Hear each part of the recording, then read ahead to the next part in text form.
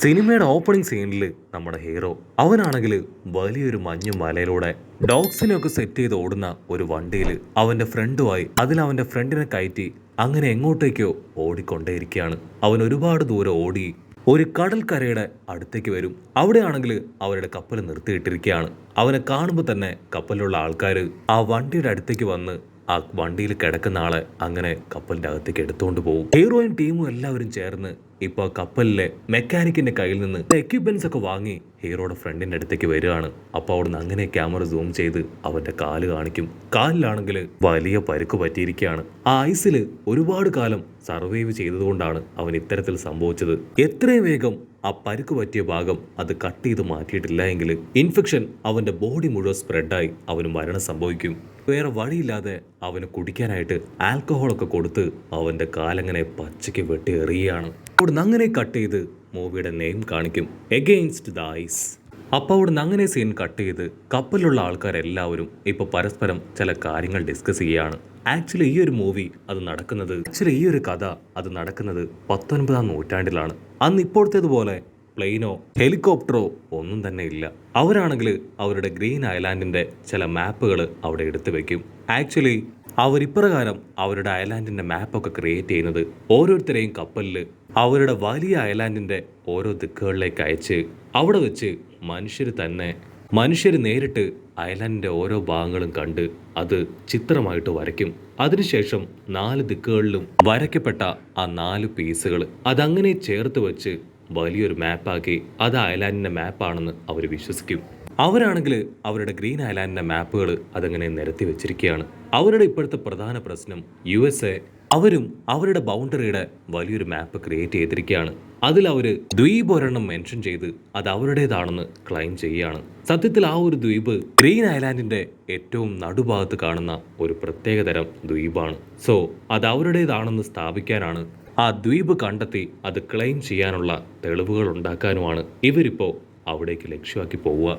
പക്ഷെ അവർക്കാണെങ്കിൽ അങ്ങനെ ഒരു ചെറിയ ദ്വീപ് അതവിടെ ഉണ്ടോ എന്ന് പോലും വലിയ സംശയമാണ്. സോ ആ ഒരു സംശയം തീർക്കാനും മാപ്പ് വരയ്ക്കാനുമാണ് ഇവർ അവിടേക്ക് പോവുക. ആക്ച്വലി ഇവർക്ക് മുൻപ് മറ്റ് 2 ടീമുകൾ ഗവൺമെന്റിന്റെ നിർദ്ദേശപ്രകാരം അവിടേക്ക് പോയിരുന്നു. ഫസ്റ്റ് ടീം തിരികെ എത്താൻ കഴിയാതെ ആ കൊടും ഐസ്ലാൻഡിൽ പെട്ട് കാണാതായി.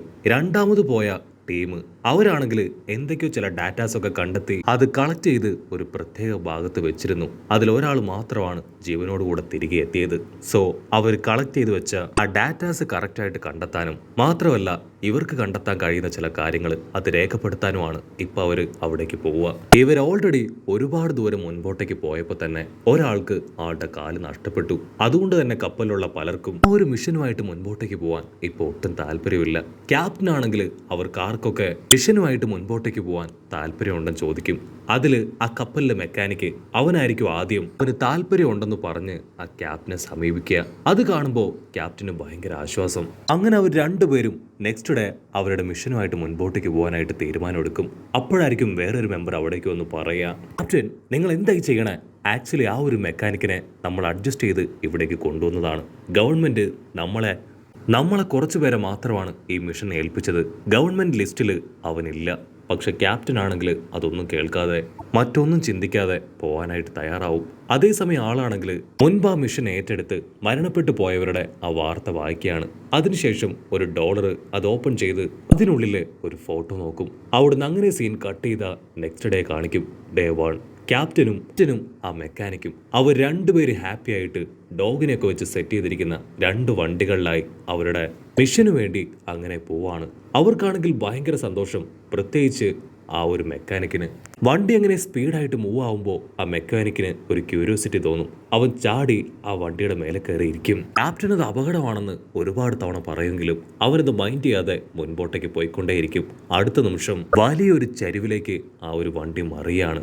അവനാണെങ്കിൽ പ്രത്യേകിച്ച് പരിക്കൊന്നും പറ്റില്ല. പക്ഷെ എന്താ അവർ ആ വണ്ടിയിൽ കൊണ്ടുപോയിരുന്ന കുറെ സാധനങ്ങളും അതിനെ വലിച്ചുകൊണ്ട് പോയിരുന്ന കുറെ ഡോഗ്സും അവർക്ക് നഷ്ടപ്പെടും. അവർ ഒരുപാട് കഷ്ടപ്പെട്ട് കയ്യിൽ കിട്ടിയ സാധനങ്ങളൊക്കെ കളക്ട് ചെയ്യും. അതിനുശേഷം തൂങ്ങിക്കിടന്ന അവന്റെ വണ്ടിയിലെ ഒരു മെയിൻ ഡോഗ് അതിനെ രക്ഷിക്കാൻ ശ്രമിക്കും. പക്ഷെ ആ ഒരു കയറ് കട്ടായി അത് താഴേക്ക് വീണ് ചത്തുപോവാണ്.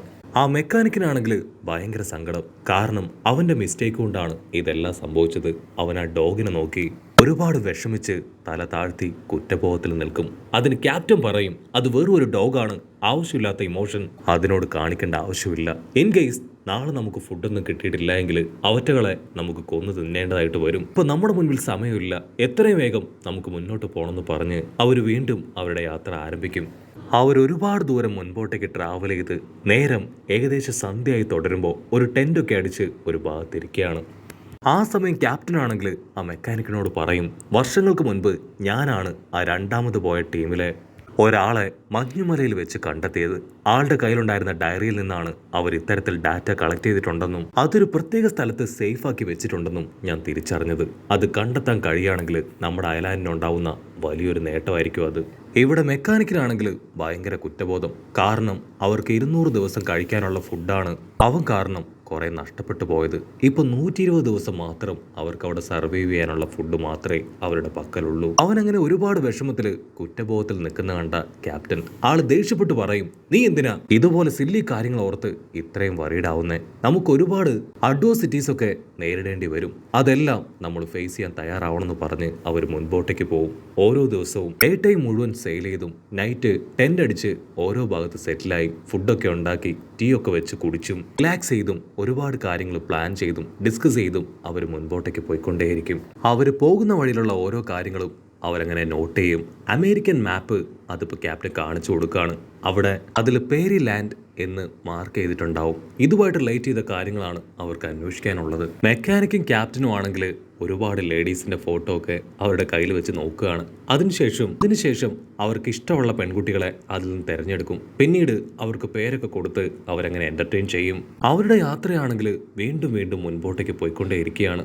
ഓരോ ദിവസം മുൻപോട്ടേക്ക് പോകുമ്പോഴും അവരുടെ യാത്ര അത് കൂടുതൽ വയൽനിറവളായിട്ട് മാറുകയാണ്. അവരെ കൊണ്ട് ഒരു സെക്കൻഡ് പോലും പിടിച്ചു നിൽക്കാൻ കഴിയാത്ത അവസ്ഥ. ചില സ്ഥലങ്ങളിൽ അവർക്ക് തീ പോലും ഉണ്ടാക്കാനായിട്ട് കഴിയില്ല. പക്ഷെ അവനൊരു മെക്കാനിക്കാണ്. അവനെ കൊണ്ട് പറ്റും പോലെ അവൻ ക്യാപ്റ്റനെ ഹെൽപ്പ് ചെയ്ത് അവർ രണ്ടുപേരും മുൻപോട്ടേക്ക് പോകും. ഒരു ഘട്ടം എത്തുമ്പോൾ തീരെ വയ്യാതെ ആ മെക്കാനിക്ക് അവൻ പറയും, എന്നെ കൊണ്ട് പറ്റില്ല, നമുക്കിനി തിരികെ പോവാം. നീ മുന്നോട്ടേക്ക് പോയാൽ തീർച്ചയായിട്ടും നമ്മൾ വിശന്ന് പൊരിഞ്ഞ് മരിക്കുക തന്നെ ചെയ്യും. അതിന് ക്യാപ്റ്റൻ പറയും, ദയവ് ചെയ്ത് ഈ സമയത്ത് നീ മിഷൻ ഉപേക്ഷിക്കരുത്. ആക്ച്വലി ഇതെന്റെ രണ്ടാമത്തെ ട്രൈ ആണ്. ഇതിലെങ്കിലും എനിക്കത് കണ്ടെത്തിയേ പറ്റൂ.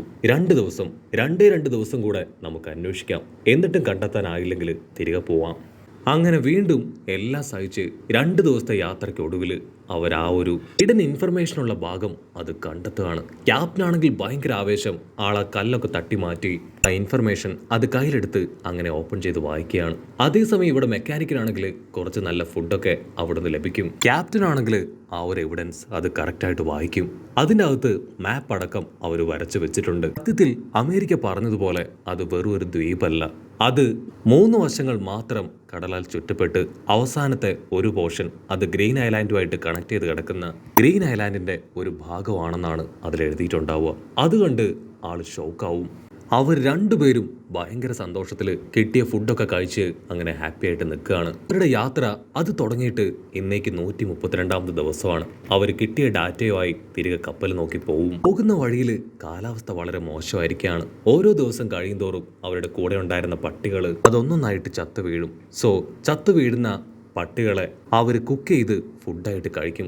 അതിൽ ചില നായ്ക്കൾക്ക് പ്രത്യേകതരം എന്തോ ഒരു പോയിസൺ അഫക്റ്റഡ് ആയതായിട്ട് അവർ കാണും. അതുകൊണ്ട് തന്നെ അവറ്റകളെ അവർക്ക് കഴിക്കാനും കഴിയില്ല. മെക്കാനിക് ആണെങ്കിൽ ഒരു ഗണ്ണൊക്കെ എടുത്ത് എന്തെങ്കിലും ഇരയെ വേട്ടയാടി പിടിക്കാനായിട്ട് ദൂരേക്ക് പോവാണ്. അപ്പോഴാണെങ്കിൽ തൊട്ടു പുറകിൽ നിന്ന് വലിയ ശബ്ദം കേൾക്കും. അവൻ ആ ശബ്ദം കേട്ട ഭാഗത്തേക്ക് ഓടി വരും. ഒരു ഹിമക്കരടി അത് അവിടെ ഉണ്ടായിരുന്ന പട്ടികളെ മുഴുവൻ തിന്ന് ക്യാപ്റ്റനെ അദ്ദേഹത്തെ കടിച്ചു വലിച്ച് ഇരയാക്കി അവിടുന്ന് കൊണ്ടുപോയിക്കൊണ്ടിരിക്കുകയാണ്.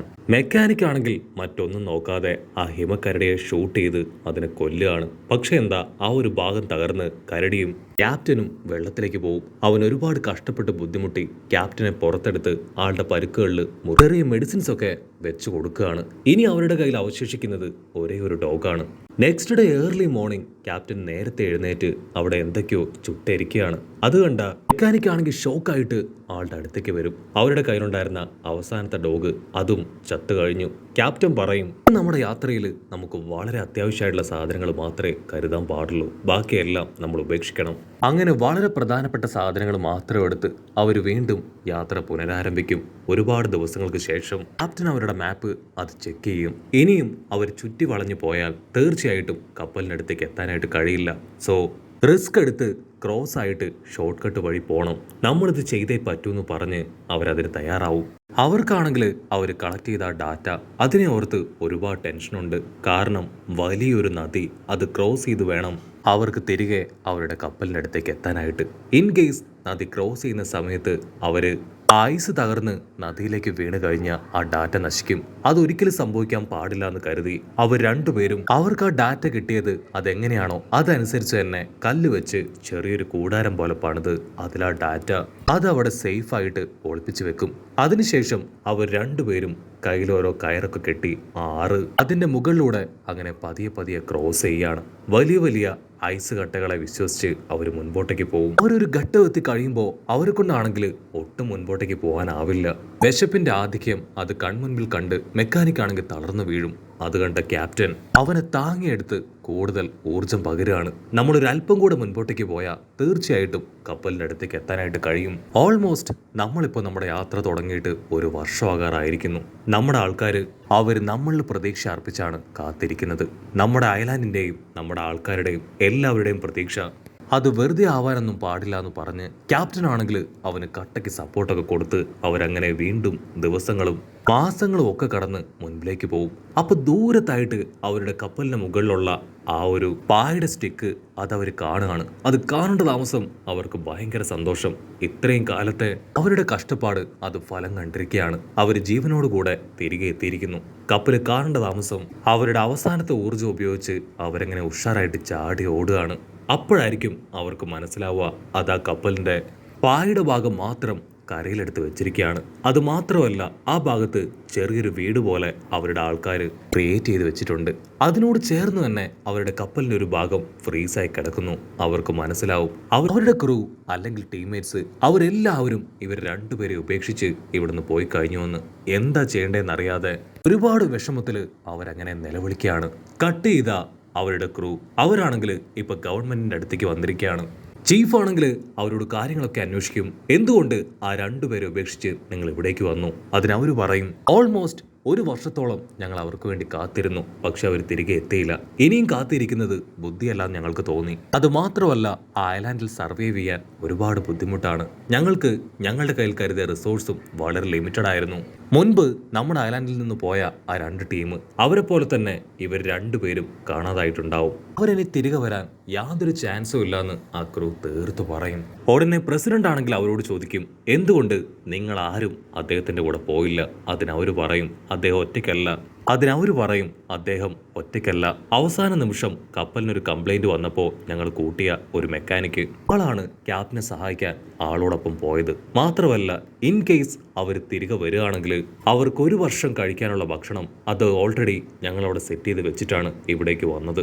മാത്രമല്ല ഒരു വർഷത്തിനുള്ളിൽ ഒരിക്കൽ കൂടെ അവിടേക്ക് തിരികെ പോയി അവരവിടേക്ക് തിരികെ വന്നോ ഇല്ലയോ എന്ന് വേണമെങ്കിൽ ചെക്ക് ചെയ്യാം. അത് കേട്ട പ്രസിഡന്റ് ആണെങ്കിൽ ഇപ്പൊ ടെൻഷനാവും. You guys are unbelievable. നിങ്ങളെ അവിടേക്ക് അയച്ചത് എത്രത്തോളം എക്സ്പെൻസ് ചെലവഴിച്ചിട്ടാണ് നിങ്ങൾക്കറിയോ? സോ ഇനിയും അവിടേക്ക് പോകുന്നത് അത് വേസ്റ്റ് ആണ്. മിക്കവാറും ക്യാപ്റ്റനും ആ മെക്കാനിക്കും അവർ രണ്ടുപേരും അവിടെ വെച്ച് മരണപ്പെടാൻ തന്നെയാണ് 101% ചാൻസ്. അവിടുന്ന് അങ്ങനെ സീൻ കട്ട് ചെയ്ത നമ്മുടെ ക്യാപ്റ്റനെയും മെക്കാനിക്കിനെയും കാണിക്കും. അവരാണെങ്കിൽ കപ്പലിലേക്ക് വരും. അവിടെ അവർക്ക് വേണ്ടി കഴിക്കാനുള്ള തിങ്സ് ഒക്കെ സെറ്റ് ചെയ്ത് വെച്ചിരിക്കുന്നത് അവർ കാണും. അവർക്കാണെങ്കിൽ ഭയങ്കര ആശ്വാസം. അവർ ഫുഡൊക്കെ കുക്ക് ചെയ്ത് കഴിക്കും. മാത്രമല്ല അവിടെ ഉണ്ടായിരുന്ന ഒരു റേഡിയോ അത് ഓൺ ചെയ്ത് പാട്ടൊക്കെ കേൾക്കുകയാണ്. അതിനുശേഷം അവർ രണ്ടുപേരും പതിയെ റിലാക്സ് ചെയ്ത് ഉറങ്ങും. ഉറക്കത്തിനിടയിൽ ക്യാപ്റ്റൻ ആണെങ്കിൽ ഒരു സ്വപ്നം കണ്ട് ഞെട്ടി എഴുന്നേൽക്കുകയാണ്. ആള് കളക്ട് ചെയ്ത് വെച്ചിരുന്ന ആ ഡാറ്റ അത് ഏതോ ഒരു കരടി തട്ടിമറിച്ച് ആ ഒരു എവിഡൻസ് അതെല്ലാം നശിച്ചു പോകുന്നതായിട്ട് ആള് കാണും.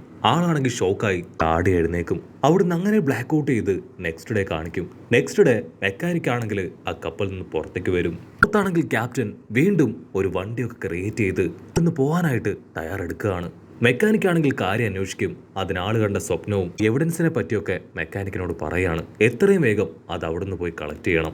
ഗവൺമെന്റ് അവർ ഇൻ കേസ് നമ്മളെ കണ്ടെത്തുകയാണെങ്കിൽ ആദ്യം ചോദിക്കുക ആ എവിഡൻസിനെ കുറിച്ചായിരിക്കും. അതുകൊണ്ട് അത് നമ്മൾ തിരികെ പിടിക്കണം. അത് കേൾക്കുമ്പോൾ മെക്കാനിക്കിനും അത് ശരിയാണെന്ന് തോന്നും. സോ അവനും ക്യാപ്റ്റന്റെ കൂടെ പോകാനായിട്ട് തയ്യാറാവും. അങ്ങനെ രണ്ടുപേരും വണ്ടിയിൽ സാധനങ്ങളൊക്കെ സെറ്റ് ചെയ്ത് ഇപ്പൊ വീണ്ടും അവരുടെ യാത്ര അത് തുടങ്ങുകയാണ്. അവരാണെങ്കിൽ മാസങ്ങൾക്കുള്ളിൽ തന്നെ ആ ഒരു സ്പോട്ടിലേക്ക് വരും. അതിനുശേഷം ആ ഒരു ഡാറ്റ അത് സേഫ് ആയിട്ട് കളക്ട് ചെയ്ത് വീണ്ടും കപ്പലിലേക്ക് തിരികെ വരികയാണ്. അപ്പോഴായിരിക്കും അവരൊരു കാഴ്ച കണ്ട് ഷോക്കാവുക. അവർ പോയ ഗ്യാപ്പിൽ അവിടേക്ക് വീണ്ടും നേവി കപ്പൽ വന്നിരുന്നു. അവർ ആ ഡോർ തുറന്ന് ഇവർക്കായി എഴുതി വെച്ച ഒരു ലെറ്റർ വായിക്കുകയാണ്. ഞങ്ങൾ ഇവിടേക്ക് വന്നിരുന്നു, പക്ഷേ ഇവിടെ ക്യാപ്റ്റനെയും ആ മെക്കാനിക്കിനെയും കാണാൻ സാധിച്ചില്ല. അതുകൊണ്ട് തന്നെ ഞങ്ങൾ തിരികെ പോകുന്നു എന്നായിരിക്കും ആ ലെറ്ററിൽ എഴുതി വെച്ചിട്ടുണ്ടാവുക. അതേസമയം ഇവിടെ പ്രസിഡന്റിനെ കാണിക്കും. ആളുടെ അടുത്തേക്ക് ആ ക്രൂവിലുള്ള മെമ്പർ വരും. ഞങ്ങൾ അവിടേക്ക് പോയപ്പോൾ ഒരുപാട് കാര്യങ്ങൾ ഞങ്ങൾക്ക് കാണാൻ കഴിഞ്ഞു. ഞങ്ങളവിടെ അവർക്ക് കഴിക്കാനായിട്ട് വെച്ചിട്ട് പോയ സാധനങ്ങൾ അത് പകുതിയിലധികം അവിടെ തീർന്നിരിക്കുകയാണ്. തീർച്ചയായിട്ടും അവരവിടേക്ക് തിരികെ എത്തിയിട്ടുണ്ടാവണം. ഞങ്ങളവിടെ ഒരുപാട് ദിവസം അവർക്ക് വേണ്ടി വെയിറ്റ് ചെയ്തു, പക്ഷെ കാണാനായില്ല. ഒരിക്കൽ കൂടെ ഒരു വട്ടം കൂടെ അവിടേക്ക് പോയാൽ തീർച്ചയായിട്ടും അവരെ കണ്ടെത്തി തിരികെ കൊണ്ടുവരാൻ കഴിയുമെന്നാണ് ഞങ്ങളുടെ പ്രതീക്ഷയെന്ന് ആൾ അടിച്ചു പറയും. അതിന് പ്രസിഡന്റ് ആണെങ്കിൽ ടെൻഷനായിട്ട് എന്നെ കൊണ്ട് പറ്റില്ല, ഇനിയും പണം ഇതിനു വേണ്ടി വേസ്റ്റ് ചെയ്യാനെന്ന് പറഞ്ഞ് ആളവിടെ നിന്ന് കടന്നുപോകും. ദിവസങ്ങളും മാസങ്ങളും വർഷങ്ങളും കഴിഞ്ഞ് നമ്മുടെ ആൾക്കാരിപ്പോ 793 ദിവസമായിട്ട് ആ കപ്പലിലാണ്. ക്യാപ്റ്റനാണെങ്കിൽ തന്റെ ക്ഷമ നശിച്ച് ഫുൾ കലിപ്പിൽ പുറത്തേക്ക് വന്ന് അവിടെയുള്ള സാധനങ്ങളൊക്കെ തല്ലി പൊട്ടിക്കുകയാണ്. അപ്പൊ ദൂരത്തായിട്ട് ഒരു പാരച്യൂട്ടിൽ ആരും അവിടേക്ക് വരുന്നതായിട്ട് ആള് കാണും. ആൾ ആ പാരച്യൂട്ടിന് അടുത്തേക്ക് വരും. അത് മറ്റാരും അല്ല, ആൾ ഈ ലോകത്തിൽ ഏറ്റവും കൂടുതൽ സ്നേഹിക്കുന്ന ആളുടെ പ്രണയിനി. ആള് കാണേണ്ട താമസം ക്യാപ്റ്റൻ ആണെങ്കിൽ അവളെ കെട്ടിപ്പിടിക്കുകയാണ്. പക്ഷെ സത്യത്തില് അത് ക്യാപ്റ്റന്റെ വെറും ഇല്യൂഷൻ മാത്രമാണ്. ആ കാര്യമാണെങ്കിൽ മെക്കാനിക്ക് ആള് കറക്റ്റായിട്ട് മനസ്സിലാക്കും. അതിനുശേഷം വീണ്ടും അവരാരെങ്കിലും അവിടേക്ക് വരുമെന്നുള്ള പ്രതീക്ഷയിൽ കാത്തിരിക്കും. പക്ഷേ എന്താ, ദിവസങ്ങൾ കടന്നു പോകുന്തോറും അവർക്ക് മനസ്സിലാവും അവരെ രക്ഷിക്കാൻ അവിടേക്ക് ആരും വരില്ല എന്ന്. ക്യാപ്റ്റൻ ആണെങ്കിൽ തൻ്റെ പ്രണയിനി അവളെ അങ്ങനെ മനസ്സിൽ വിചാരിച്ച് അവളുമായിട്ട് ഓരോ നിമിഷവും ആളുടെ ടൈം സ്പെൻഡ് ചെയ്യാണ്. അതുകൊണ്ട് ആ മെക്കാനിക് ആണെങ്കിൽ ക്യാപ്റ്റനോട് എന്തൊക്കെയോ ആവശ്യമില്ലാത്ത കാര്യങ്ങൾ സംസാരിക്കുകയാണ്. ക്യാപ്റ്റൻ ടെൻഷനായി അവനെ പിടിച്ചു വലിച്ച് പറഞ്ചം പുറഞ്ചും തല്ലും. അതിനുശേഷം ഒരു ഗണ്ണെടുത്ത് അവനെ ഷൂട്ട് ചെയ്യാനായിട്ട് ഓടി വരികയാണ്. മെക്കാനിക് ആണെങ്കിൽ ഒരുപാട് കഷ്ടപ്പെട്ട് ക്യാപ്റ്റനെ സമാധാനിപ്പിക്കുകയാണ്. ആ സമയം ഒരു കരടി അത് അവരുടെ കൂടാരത്തിലേക്ക് വന്ന് കറക്റ്റായിട്ട് അതിന്റെ ഡോറ് കണ്ടെത്തും. അതിനുശേഷം ആ ഡോറിൽ ആഞ്ഞെട്ടിക്കുകയാണ്. അതുകൊണ്ട് മെക്കാനിക് ആണെങ്കിൽ ക്യാപ്റ്റനോട് കാര്യം പറഞ്ഞ് അവർ രണ്ടുപേരും ആ ഡോറിനടുത്തേക്ക് ഓടി വന്ന് ഫുൾ ഫോഴ്സിൽ ആ ഡോർ അങ്ങനെ അമർത്തി പിടിക്കുകയാണ്. അല്പസമയം കഴിയുമ്പോൾ ആ ഒരു കരടി അത് അവിടെ നിന്ന് പോവാണ്. ക്യാപ്റ്റനാണെങ്കിൽ ഗണ്ണൊക്കെ എടുത്ത് അതിന്റെ പിന്നാലെ പോയി അതിനെ ഷൂട്ട് ചെയ്യാനായിട്ട് ശ്രമിക്കും. പക്ഷെ അപ്പോഴേക്കും അത് ദൂരേക്ക് രക്ഷപ്പെട്ടു പോകും. വീണ്ടും നമ്മുടെ ആൾക്കാർ ആ കൂടാരത്തിൽ ടൈം സ്പെൻഡ് ചെയ്യാണ്. ഇപ്പൊ 865 ദിവസം അവരവിടെ ചെലവഴിച്ചു കഴിഞ്ഞു. അപ്പോൾ വീണ്ടും അവരുടെ ഡോറിൽ ഒരു തട്ടുന്ന ശബ്ദം കേൾക്കും. അത് കരടി തന്നെയായിരിക്കും എന്ന് കരുതി അവർ രണ്ടുപേരും ഗണ്ണൊക്കെ എടുത്ത് അതിനെ അറ്റാക്ക് ചെയ്യാൻ തയ്യാറായിട്ട് നിൽക്കും. അവർ ആ ഡോർ തുറക്കും. അവർ കരുതിയതുപോലെ അത് ആ കരടിയല്ല, അവരുടെ ടീംമേറ്റ്സ് ആണ്. അവരെ കാണുമ്പോൾ തന്നെ നമ്മുടെ ആൾക്കാർ പൊട്ടിക്കരയാണ്. അവർ നമ്മുടെ ആൾക്കാരെയും കൂട്ടി ഇപ്പോൾ തിരികെ അയർലാൻഡിലേക്ക് എത്തും. പ്രസിഡന്റ് ആണെങ്കിൽ അവർ കൊണ്ടുവന്ന എവിഡൻസ് എല്ലാം വെച്ച് സ്പീച്ചൊക്കെ നടത്തി അവരെ രണ്ടുപേരെയും ഒരുപാട് ആദരവൊക്കെ കൊടുക്കും. അവിടുന്ന് അങ്ങനെ സീൻ കട്ട് ചെയ്ത ഇപ്പോ നമ്മുടെ ക്യാപ്റ്റൻ ആൾ ഒരുപാട് സ്നേഹിക്കുന്ന ആളുടെ ലവർ അവിടേക്ക് വരികയാണ്. ക്യാപ്റ്റൻ തിരികെ വരുമെന്നുള്ള പ്രതീക്ഷയിൽ വിവാഹം പോലെ ഉപേക്ഷിച്ച് അദ്ദേഹത്തിന് വേണ്ടി കാത്തിരുന്ന അവളെ കാണുമ്പോൾ തന്നെ ക്യാപ്റ്റൻ ചേർത്ത് പിടിച്ച് കിസ് ചെയ്യാണ്. അതിനുശേഷം ക്യാപ്റ്റനും മെക്കാനിക്കും അവർ രണ്ടുപേരും ജനങ്ങളുടെ മുൻപിലേക്ക് വന്ന് കൈയൊക്കെ വീശി കാണിക്കുന്നതോടു കൂടെ ഈ ഒരു ഫിലിം അത് അവസാനിക്കുന്നു.